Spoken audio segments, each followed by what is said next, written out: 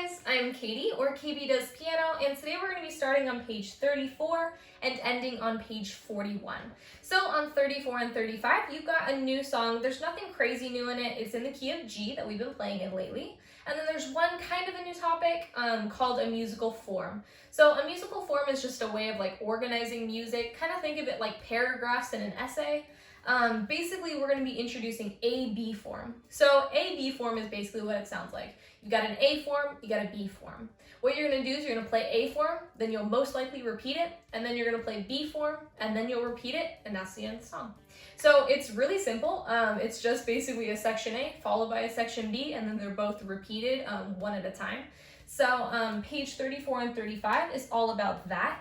On the B section, you'll actually see that there's a first and second ending as well. So instead of just repeating that section as normal, like the A section is, you're actually gonna repeat it with the first and second ending. So you'll play the first ending, then you'll go back to the B section, and then you'll jump over the first and play the second ending, and that's where you'll end the song. You can go ahead and turn the page to be on page 36, where we are introducing basically a pedal mark. So the pedal mark is the little caret, kind of looks like a heartbeat in the pedal line. It basically just means that you're picking up your foot very slightly. You still want to keep your heel on the ground, and then you're placing it back down on the pedal. It's basically just to let go of that sound because you don't want all of your notes to clash together, especially if they're competing C and D. You don't want to play those together because they're clashing, second intervals. So that's basically just a simple little thing. You do want to try and get a little bit more comfortable with that. Picking up a pedal should be a natural feeling. It shouldn't be you're fully picking up your foot or anything like that. You want to try and hide it as best that you can in the music. So you can go ahead and turn the page, and we've got a song which is just basically more practice on ledger lines and on pedal marks. So you can see this song is actually almost written like a Lychee. So it's got the chords written above the measures, which is actually really helpful because that means that that's where your hands are moving. So that means you're going to play first in C, and then you're going to move both your hands to play in A minor. Then you'll move both your hands to play in F, and then you'll play in G. So it's a little weird, but it's basically just introducing a stereotypical song format of you're actually moving your hands to be in a different place. And every time you move, you want to pick up your pedal and press it back down so that the tones aren't clashing.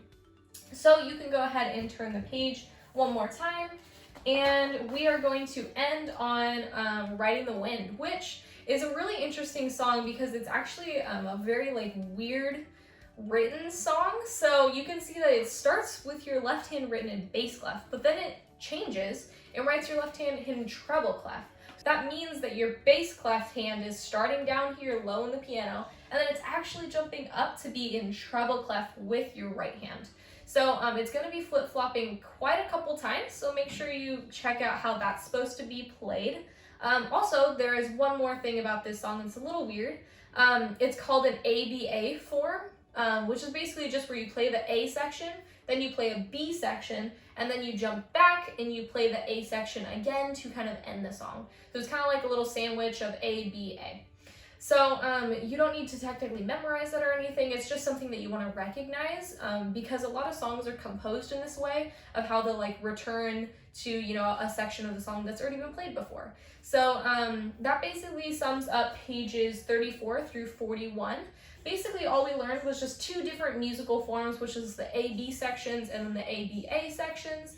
And then we also learned the pedal mark and how to correctly pick up your foot and play it naturally so it doesn't sound so abrupt. But yeah, so that was all for this lesson. Go check out how these songs are supposed to be played in my playlist, and I'll see you guys next time for when we're continuing in Book 2B. Bye guys!